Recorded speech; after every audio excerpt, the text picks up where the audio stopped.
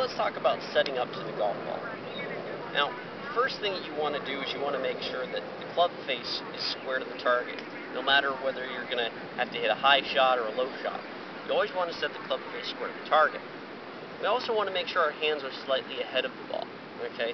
This helps to make sure that we're making a descending blow to the ball. We don't want to catch any grass between the club face and the ball, because that's going to make it spin a little differently, or not even spin. And we want a little bit of checkup, because that's how we measure our distance. If we don't have any checkup, it's going to roll and roll and roll. We may not know consistently how far it's going to roll, because we don't know.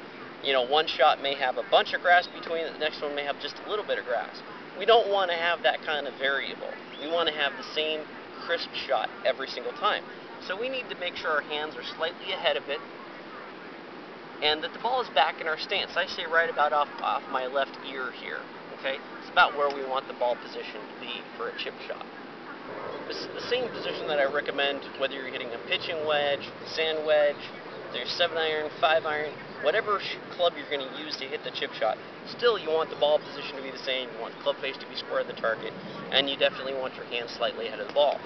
The other thing I really want is to have your weight staying on your left side the whole time. I like it staying on the left foot. The reason is because it forces the lower body to stay out of the shot, and it only allows your shoulders to basically move this club back and forth. So we're going to have our club face square to our target. We're going to have the ball position slightly off of our right ear, have the hands ahead. I'm going to grip down slightly on the club, just to have a little. I don't have to. I can be back here, but I do prefer to be a little bit closer to it, just to get my eyes a little bit more over the ball.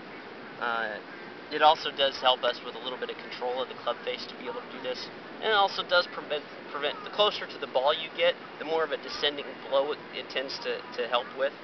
And we do want that descending blow, so we have our hands ahead, and we also have our weight on our front foot. I'm going to just keep it there. We keep my hands in front of the shot, and I'm going to accelerate through the shot. Forget stance, forget grip, forget all of that stuff. This is by far the #1 problem I see with amateurs. The problem is acceleration. They don't do it. What they do generally is they take a big, long backswing and then try to slow down at the bottom. With both chipping and pitching, I see it all the time. In fact, what you need is the exact opposite. You need to be almost pushing the ball to the hole. You want the acceleration to be going past the ball. So what I generally do with my students that have this issue is I'll take an object like a chair or a golf bag is really good and sturdy here, and it's very convenient to have. And I'll set a ball pretty close to the bag here, only, I'd say maybe about 2 feet. Depends on how far I'm planning on hitting it.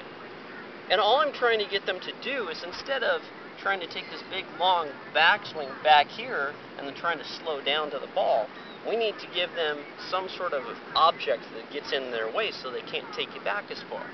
And instead, now you have to force the acceleration through the shot. I hope that those are some pretty key elements to your chipping game now. I hope you take them out to the golf course and practice them, because being able to chip around these greens, as you know, is a huge factor in being able to score low.